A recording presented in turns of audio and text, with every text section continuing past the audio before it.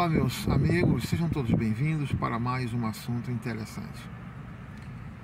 No livro de Oséias, tem uma declaração do Senhor que diz: o meu povo perece por falta de conhecimento. Realmente, a ignorância é o alimento da tirania. O homem se mantém escravo até o dia em que ele abre o coração para a verdade, para o conhecimento.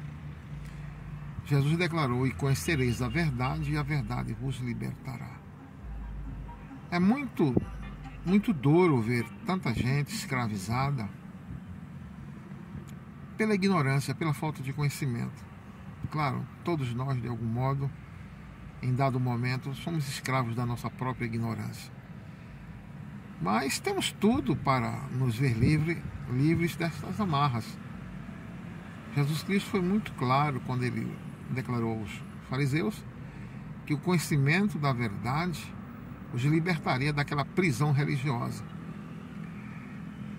E há uma verdade que muita gente ignora, que quando algum pregador assim mais ousado, revelando assim um certo nível de conhecimento, declara a divindade do homem, logo os conservadores, aqueles que, entre aspas, defendem a pureza da doutrina, quando isto não passa apenas de uma manifestação da sua própria incapacidade, da sua própria ignorância.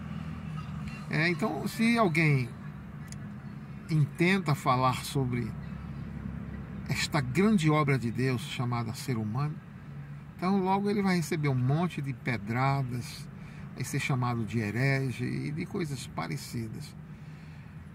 Mas eu estive observando hoje, por alguns vídeos que eu vi, olha, sempre eu fico de boca aberta, fico espantado quando eu me deparo com a capacidade humana, com a inteligência, com o brilho do seu intelecto. As obras de engenharia, obras extraordinárias. O homem que consegue colocar no ar um objeto mais pesado do que o ar. O homem que tira fora da órbita terrestre um veículo, Tudo isso são conquistas assim espantosas. As conquistas filosóficas, literárias, na medicina, na microcirurgia, na inteligência artificial, na indústria, é uma coisa que me deixa espantado. O ser humano, a sua capacidade me deixa espantado. E eu pergunto, se nós, com tantas imperfeições, com tantas fraquezas, somos capazes de conquistas tão extraordinárias, quem nos deu essa capacidade? Será que foi aquele que nos criou a sua imagem e semelhança? Porque o Salmo número 8 diz que Deus criou um homem um pouco menor do que ele, do que Deus. Aí quando você fala que Deus criou o homem um pouco menor do que Deus, os defensores da pureza doutrinária vêm ao seu encontro com todo tipo de arma para te ofender, para te agredir. E na verdade é isso que o texto quer dizer. O texto não está falando de anjo, nem de autoridades humanas, está falando de Deus. Deus fez o homem à sua imagem e semelhança. Pensa nisso. Quem deu ao homem capacidades tão extraordinárias? Gasta um tempinho na internet, procura saber sobre obras de engenharia, de mecânica, de astronáutica, sabe, de microchips, enfim, robótica, da música, de instrumentos musicais, que você vai ficar tão boquiaberto como eu. Agora, só que eu tenho uma atitude de coração. Eu não tributo glória ao homem, porque o homem não nasceu com essa capacidade por si mesmo. Foi Deus quem deu ao homem essa tremenda capacidade. Foi Deus que fez o homem um pouco menor do que ele. O próprio Jesus ensinou o que está escrito na lei a respeito do homem. Vós sois deuses. O homem é um Deus em formação. Quando Adão foi criado, antes do pecado lhe roubar a autoridade, o domínio, a capacidade, ele fazia coisas extraordinárias.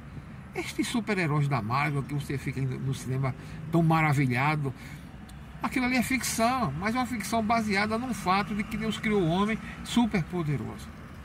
Infelizmente, o pecado tirou do homem essa capacidade, mas ainda ficou bastante capacidade no homem para conquistas tão extraordinárias. Então, quando eu vejo as conquistas do homem, eu glorifico a Deus, eu me rendo ante a majestade de Deus.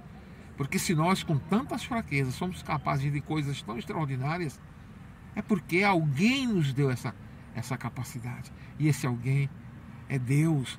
E Ele nos criou a sua imagem e semelhança.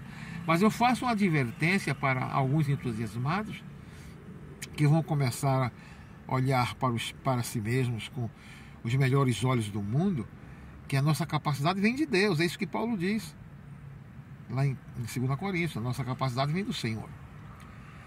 E o salmista, que traz esta revelação de que o homem é um Deus em formação, ele diz assim: olha, vós sois deuses, vocês são pequenos deuses, vocês não são deuses que tenham onisciência, onipresença, né?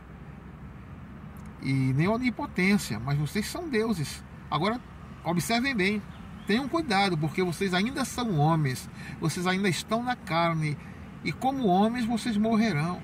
Como homens vocês terão momentos de fraqueza extrema, de desespero e de enfermidade. Mas vocês são deuses, precisam entender isso no fundo do coração, para nunca mais se deixarem ser presas da autopiedade, da autocomiseração, da ineficiência, da incredulidade. Porque eu posso dizer que como homem, como pastor, como homem simples, pregador, Deus já fez através de mim maravilhas extraordinárias. Eu não quero gastar tempo aqui falando de mim, mas de levantar paralítico, a ressuscitar mortos, eu já fiz isso. Eu já fiz isso. De mandar parar de chover, de mandar chover, de controlar os elementos do tempo, eu já fiz isso.